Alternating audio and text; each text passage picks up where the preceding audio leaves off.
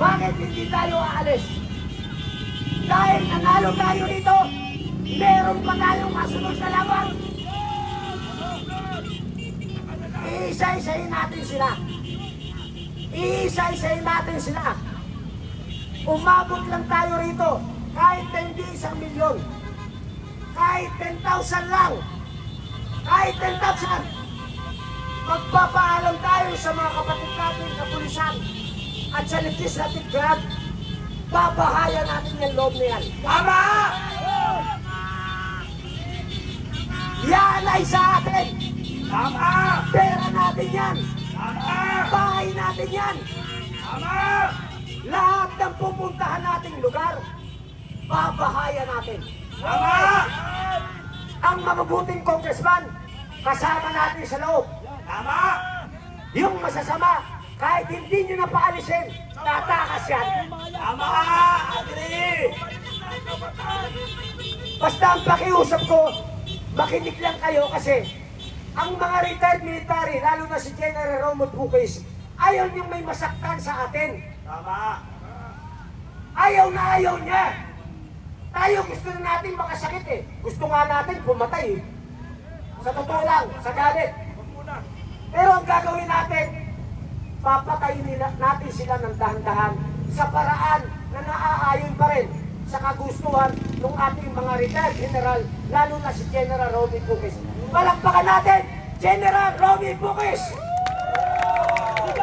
Maraming salamat, General Romul Puquis, sa pag-guide sa amin at hindi kami nagkakamali sa bawat hakbang na aming gawin. Nanalo na tayo. Tanong ko sa inyo, sinong nagrarally simula January hanggang ngayon ang nakapagpanayas kay Romualdez? United People's Initiative sa tulong ni Congressman Kiko Barsaga. Nakiusap ko, maging matalino kayo sa pagsama sa mga naghihikayat sa inyong rally. Kilala naman ako ng karamihan sa inyo. Tayo rin na nakapagpatigil ng unconstitutional lockdown.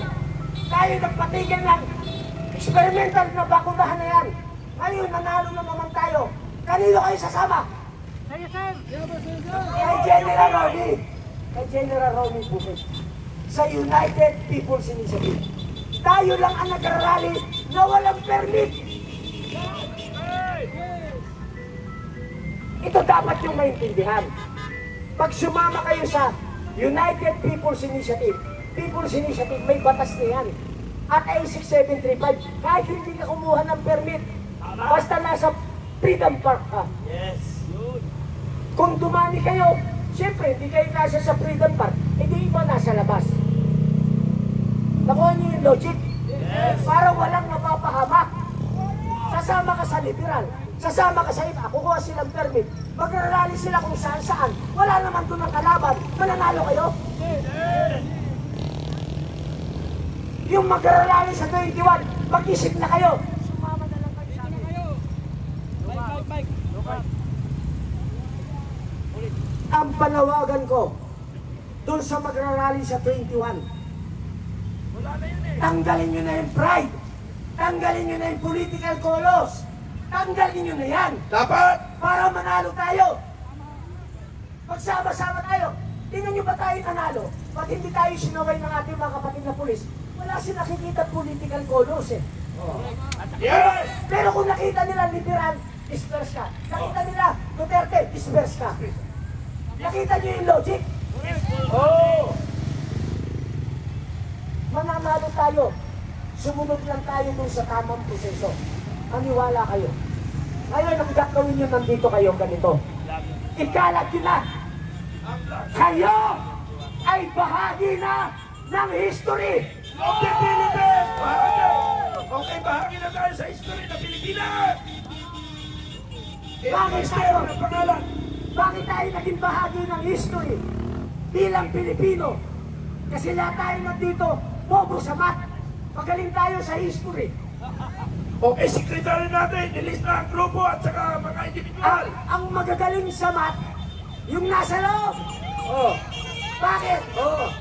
panay multiple sila. Multiplication ng pagnanakaw. Oo. Okay, ito ang plano.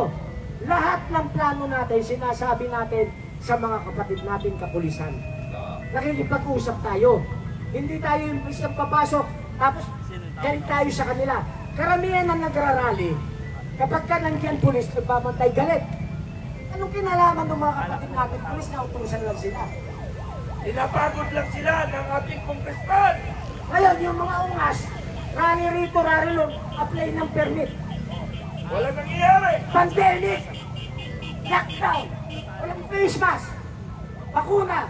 Eh bakit nakakapag-rally kami kahit walang permit? Kasi ang gamit namin, United People's Initiative. Hindi nyo kailangan ng permit. Huling salita ko sa inyo lahat na nandito. Ulitin ko ha, may pagmamalaki nyo sa pamilya nyo. Okay. Bahagi na kayo ng history. Napalayas natin si Martin Romualdez. Okay, napalayas na. Pangalawa, habang nagpapahinga tayo mamaya po ng programa, ang mga hawak yung cellphone, manghikayat na kayo. Ang sabihin nyo, huwag na huwag kayong sasama kahit sa ibang rally na may kulay.